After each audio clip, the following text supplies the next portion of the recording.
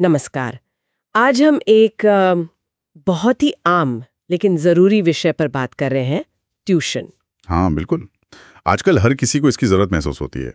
तो हमारे पास एक स्रोत है जो तुलना कर रहा है, एक तरफ नेसोल जैसी पेशेवर ट्यूटरिंग सेवाओं की, अच्छा। और दूसरी तरफ जो हमारे आसपास लोकल ट्यूटर होते हैं जो शायद पार्ट टाइम पढ़ाते हों या जिनका अनुभव उतना ना हो।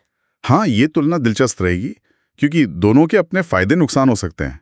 बिल्कुल। तो हमारा मकसद यही है कि इस स्रोत की मदद से समझें कि भाई इन दोनों विकल्पों में मुख्य फर्क क्या है। हाँ, ताकि लोग सोच समझकर फैसला ले सकें। देखते हैं स्रोत क्या कहता है। तो स्रोत सबसे पहले अनुभव की बात करता है। नेसोल जैसी कंपनियां दावा करती हैं कि उनके ट्यूटर पेशेवर हैं, प्रशिक्षित हैं और अपने विषय के विशेषज्ञ हैं।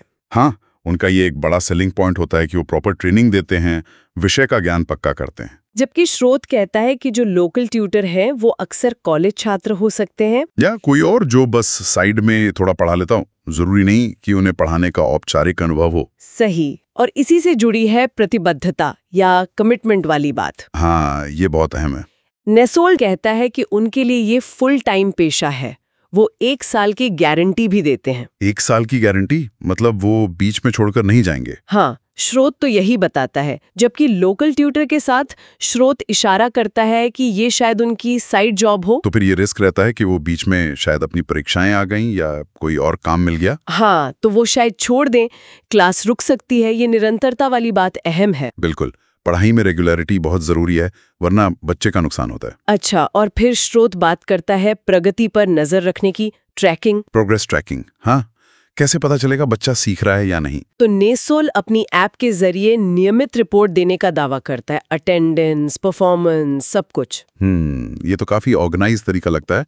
पेरेंट्स के लिए भी अच्छा है। बिल्कुल। वहीं स्रोत कहता है कि लोकल ट्यूटर्स के साथ ये चीज ज्यादातर अनौपचारिक होती है। हाँ, मतलब बस बातचीत में बता दिया कि हाँ ठीक कर रहा है बच्चा, कोई प्रॉपर रिपोर्टिंग शायद ना हो। हाँ, ज्यादातर मौखिक फीडबैक पर ही निर्भर रहना पड़ता है। सही। फिर एक और बहुत ही महत्वपूर्ण मुद्दा है सुरक्षा। हाँ, ये तो सबसे पहले ध्यान में आना चाहिए, खासकर जब ट्यूटर घर पे आ रहा हो। नेसोल जोर देता है कि उनके सभी ट्यूटर पूरी तरह से बैकग्राउंड वेरीफाइड होते हैं।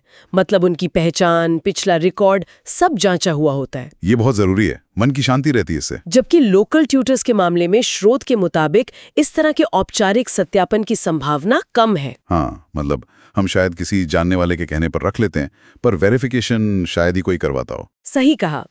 अच्छा, अब आते हैं पढ़ाने के तरीके पर, टीचिंग स्टाइल। इसमें क्या फर्क बताता है स्रोत?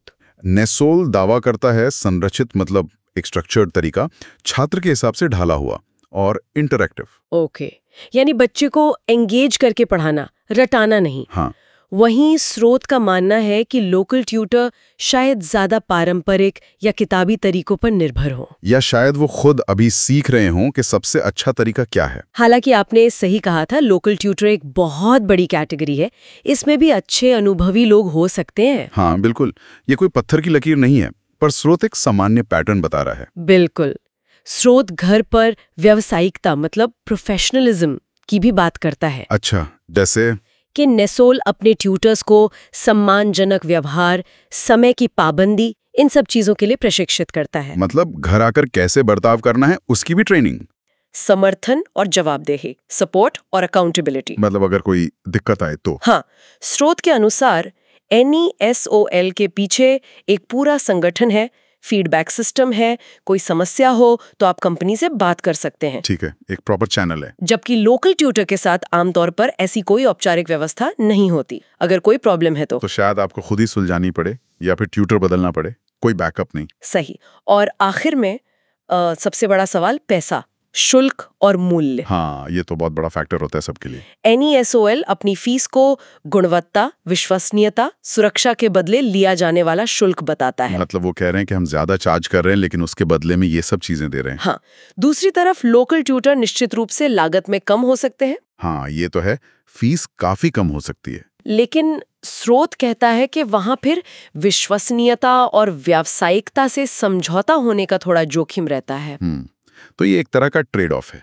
कम पैसे दो तो शायद थोड़ी अनिश्चितता ज्यादा हो। बिल्कुल। तो संक्षेप में NESOL का दावा है कि शिक्षण एक गंभीर काम है, कोई साइड गिग नहीं। हाँ, वो इसे एक प्रॉपर प्रोफेशन की तरह देखते हैं। और वो वेरीफाइड, प्रतिबद्ध ट्यूटर, पारदर्शिता और गुणवत्ता पर जोर देते हैं। ठीक है। तो इस सारी जानकारी का निचोड़ क्या निकलता है? स्रोत तो यही दिखा रहा है कि NESOL जैसी सेवाएं ज्यादा स्ट्रक्चर्ड हैं, ज्यादा भरोसेमंद हैं, ज्यादा सुरक्षित हैं। हाँ, बेशक उनकी लागत ज्यादा है। हाँ, जबकि लोकल ट्यूटर सस्ते हो सकते हैं, पर उनमें स्रोत कुछ अनिश्चितताएं बता रहा है। सही कहा। तो ये सिर्फ पैसे बचाने का सवाल नहीं है, ये विश्वसनीयता, निरंतरता और वो जो कहते हैं ना मन की शांति, उसका भी सवाल है। बिल्कुल। यही दावा पेशेवर सेवाएं करती हैं। व्यक्तिगत या अनौपचारिक चीज भी है।